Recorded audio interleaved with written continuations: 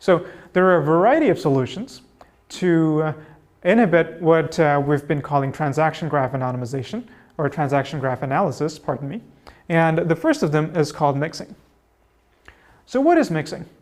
Well, the intuition behind this is very, very simple.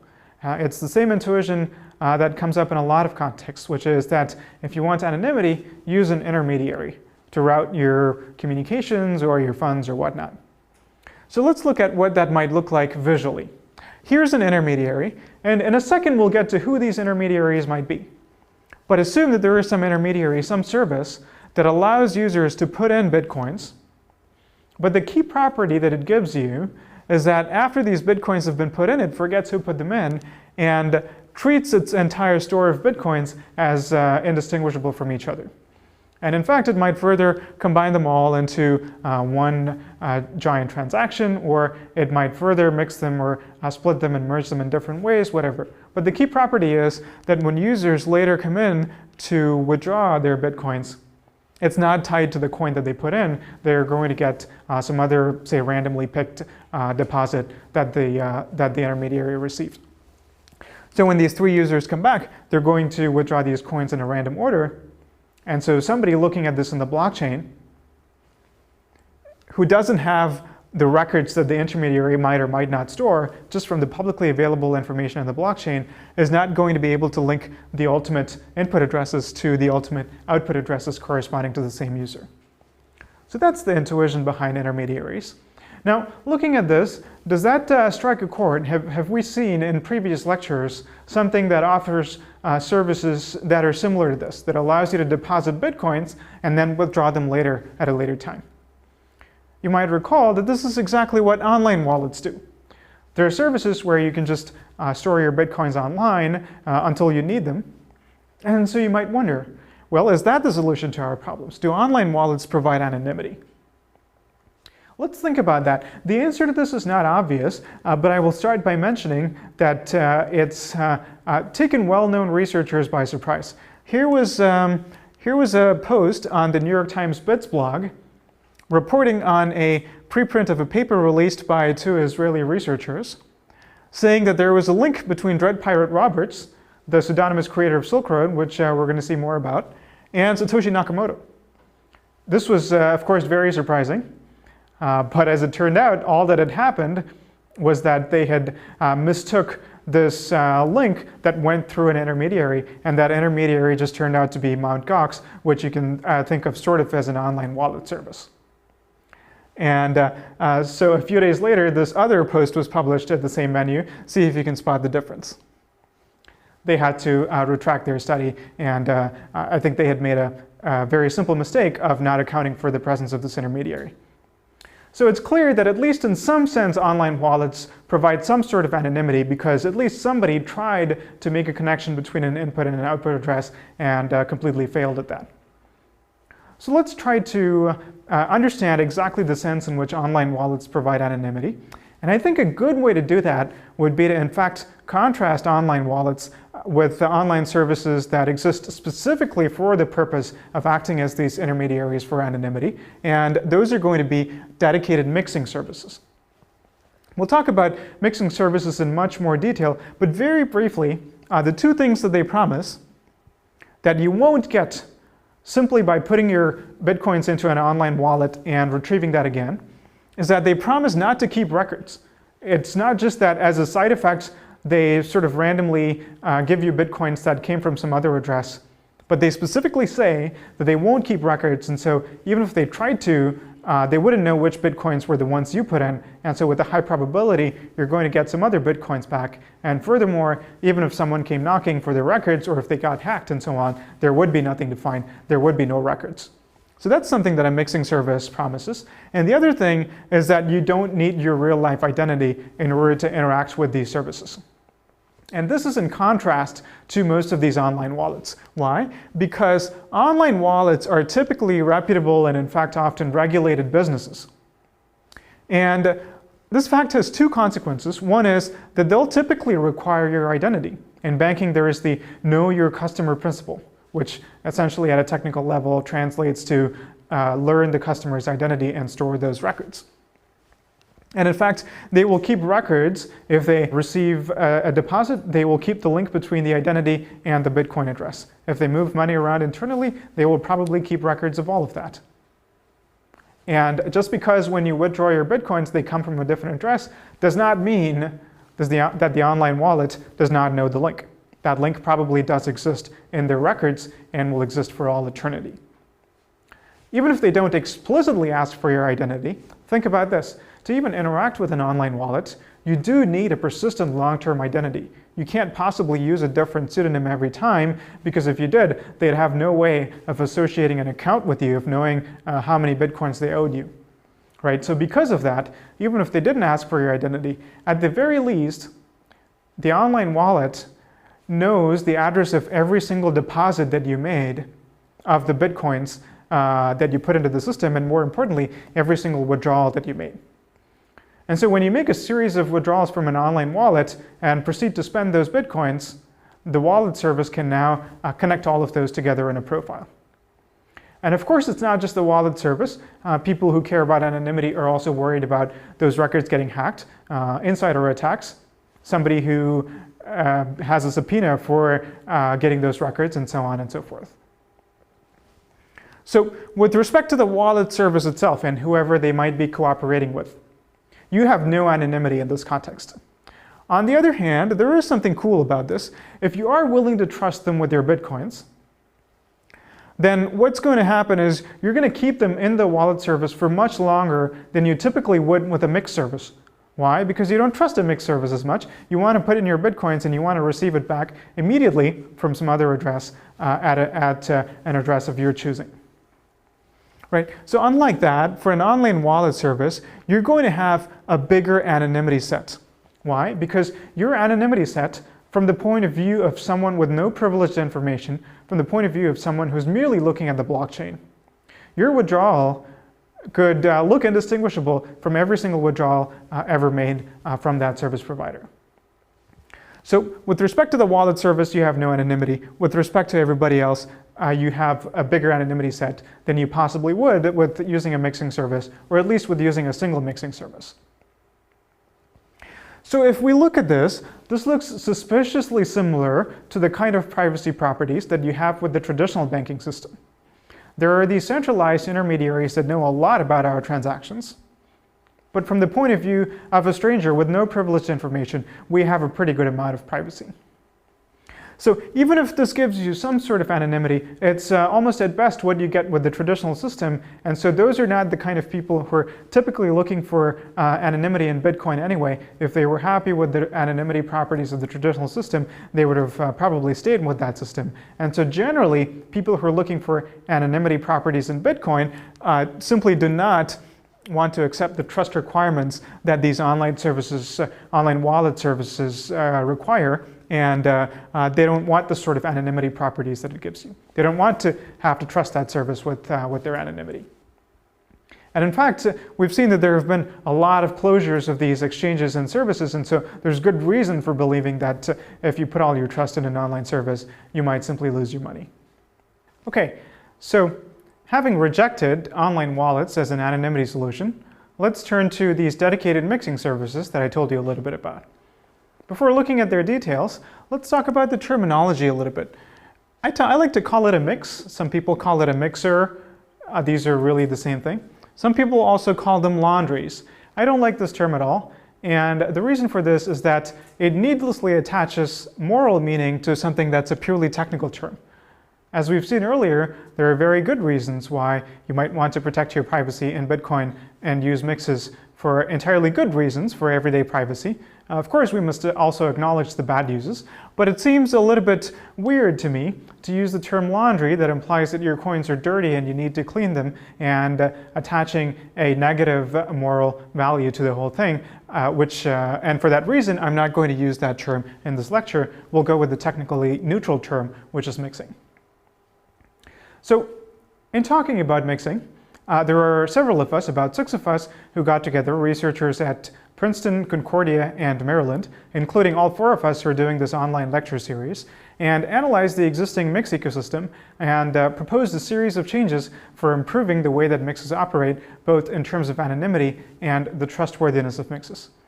So let's look at those principles. Before I show you those principles, as a quick reminder, at a very fundamental level, how does a mix operate? It asks for an address at which you want to receive Bitcoins, and it gives you an address to send Bitcoins to the mix, and then you both execute that transaction. It's a swap, basically. In a second, I'll show you what that looks like visually. But what were our principles for running these mixes properly? Well, the very first one is that you might want to use a series of mixes instead of just a single mix. And this is a very well-known principle. Using a series of routers is the same principle in the anonymous communication system Tor. And it's a good idea because it allows you to not have to trust a single mix, but instead be sure that as long as any one of these mixes is promising to delete its records, then you have a good guarantee of anonymity. And in particular, mixes should implement a standard API so that this can be very easy for clients to accomplish. And right now, this is not quite the case. And this is our paper for your reference. So now let's go in and look at what a series of mixes would look like visually. So here it is. Here is a user who starts with a coin or an input address that we assume that the adversary has managed to link to this particular user. They're going to send it to the mix at this address and get back a Bitcoin at this other output address that they provide. They freshly generate this output address and provide that address to the mix. The mix will hopefully return the same amount of Bitcoins at this output address. There's no way for the user to force the mix to do that. The user has to trust the mix. And this is, as we'll see, a recurring problem with the whole notion of mixes. And either immediately or after a time gap, it doesn't matter, the user will take the Bitcoin or Bitcoins of whatever value they've received at this address and send it to a different mix, which is hopefully not cooperating with the first mix, and repeat this process over and over again. So from an adversary's point of view, looking at the public blockchain, they're merely going to see, along with all of these transactions, a variety of other mixed transactions that other users are executing. And hopefully, the adversary will have no way to tell apart which of those transactions correspond to this particular user and which one corresponds to some other users. So that's the first principle. And the second one, if you think about what I've just said, in order to make that possible, you want to make these transactions as uniform as possible so that this linkability is minimized. And what does it mean to make these transactions as uniform as possible? One important consequence is that all of these mixed transactions, not only from a particular mix, but all of the mixes in this mix ecosystem should have the same value. So we think that all mixes out there providing service should agree upon a chunk size, a standard chunk size. And of course, there can be multiple denominations, but there can't be too many, and you can't simply allow the users to put in whatever amount of Bitcoins they wish to. That wouldn't work. So you need this kind of standardization. In addition to this, we found that there are a variety of possible attacks in which a clever adversary might infer various things, not just the amount. Even if you remove the amount, some other properties, including timing, for example, in order to try to link users' input addresses and output addresses together. This type of linking can be avoided, but human users, if they interact with the mix, are not going to be able to take into account all of those possible linking attacks. So instead, what needs to be done is this client-side software must be automated and built into desktop wallet software, so that this desktop wallet software automatically knows how to interact with these mixes in order to preserve the user's anonymity. So that was our third principle.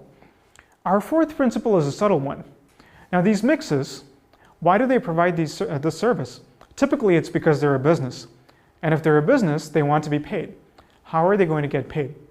Well, it turns out that pretty much the only way for these mixes to get paid is to take a cut of the transaction that the user is sending to the mix. That seems a bit weird because if a mix takes a standard percentage, then an adversary might be able to use that to link the input transaction and the output transaction. So some current mixes try to randomize the transaction fee. They might say, we take a random cut between 1% and 3%. We found that this is not a good idea either, because if you put that through a chain of mixes, then the amount of the value in the chunk is going to dwindle in a predictable way, and this is an important side channel for the adversary. So what is a way to avoid this? We proposed that these mix fees should be all or nothing. In other words, the mix should either swallow the whole chunk with a small probability, or should return the whole chunk. So if the mix wants to charge a 0.1% mixing fee, this is, by the way, very different from the transaction fee that mining nodes charge. This is a mixing fee on top of that. So if the mix wants to charge a 0.1% mixing fee, then 1 out of 1,000 times, the mix should swallow the entire chunk. And 999 times out of 1,000, the mix should return the entire chunk without taking any mixing fee. This is a tricky property to accomplish, which means that the mix should generate a random number in a way that can convince the user that the mix is not cheated in generating this random number, and has genuinely flipped a coin which has a 99.9% chance of coming up one way versus the other. But we do show how to do this using cryptography in a way that both parties can be satisfied and has worked correctly. We think that really all 4 of these principles are necessary to have anything approaching mathematical confidence in having a large anonymity set and in our ability to resist clever inferential attacks by an adversary that looks at the blockchain to try to link input to output. The sad news is that virtually none of the current mixes follow these principles. They're in a very different model where each mix operates completely independently, and they have a web interface, and the user interacts with them totally manually instead of automatically through their wallet software. And will manually put in the amount. Instead of a standard chunk size, it's whatever amount the user chooses typically. And the mix will take some cut of that as a mixing fee and send the rest to the user. So we don't think this is a situation that gives mix users a lot of anonymity, but we think that by moving to a slightly different model based on these 4 principles, the anonymity properties of the mix ecosystem can be dramatically improved. All right, so through these 4 principles, we've seen how the anonymity properties of mixing can be improved, but there is still one major problem, which is that users still have to trust these mixes. So again, we had a few ways that we talked about in our paper for what to do about this. Mixes can do several things to improve their trustworthiness. One is that simply by staying in business for a long time and not stealing users' money, they can build up a reputation. You might wonder, does this reputation count for anything? Because it's simply a matter of he said, she said. In fact, a mix operator can claim that a competing mix operator stole all their money, even if that did not in fact happen. Well, generally reputation systems in the real world manage to operate even though there can be conflicting claims that are made. In this context, for example, users might learn to only trust the word of prominent members of the Bitcoin community who they think have the best interests of the ecosystem at heart. Another way is that in the system that we proposed, the chunk sizes are going to be so small that in the regular course of mixing, users are going to mix a pretty huge number of chunks. Or at least the system can be configured in that way so that the chunk sizes are relatively small. So in that context, if a mix has even a 1% probability of stealing a user's chunk, then after 100 or so interactions with small chunk sizes with a particular mix, the user is going to know, the user is going to detect the theft, and so the user will learn to never use this mix again.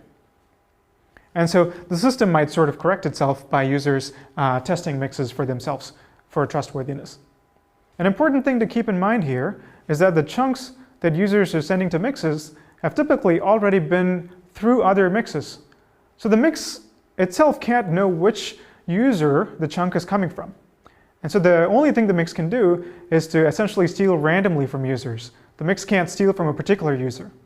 So from the user point of view, on average, they won't suffer losses that are more than the average rate at which the mix steals. So they don't have to worry that a mix might particularly have it in it for that particular user and steal all of their money. There's no way that that can happen. So that's what I mean when I say users can test this for themselves. And finally, we proposed a cryptographic mechanism where the mix can issue sort of a promissory statement to the user that once it receives a chunk at a particular address, it will send a chunk back at some other address that the user provides. And so if the mix fails to keep this promise, our idea is that the user can publicize this warranty and everybody will know that a particular mix is cheated. And so everybody will stop using this mix and the mix will lose business. And in combination, all of these three mechanisms provide incentives for mixes to act honestly. So these were our calculations anyway in our proposal. We haven't proved that this will work in practice. That remains to be seen. All right. On that note, let's quickly look at how things are in practice right now. It doesn't seem that there are any reputable services providing dedicated mixing that users have learned to trust, or at least enough to use on a regular basis. In fact, this is from the Bitcoin wiki, where the original is also highlighted in red, so I took the liberty of doing that myself. Mixing services may themselves be operating with anonymity, and so if your funds are not delivered, you have no recourse, use at your own discretion. So we're proposing moving to a different model where mixes stay in business, become reputable entities and so on. That hasn't quite happened yet. And note that there is sort of a bootstrapping problem here. If mixes were reputable entities, they would have a big volume of transactions. And so by interacting with them, you'd get a pretty good anonymity set. And so users would be more confident in interacting with them, and mixes would realize that they're making more money by staying in business and taking a small cut than by trying to steal the small amount of money that they're controlling at any given time.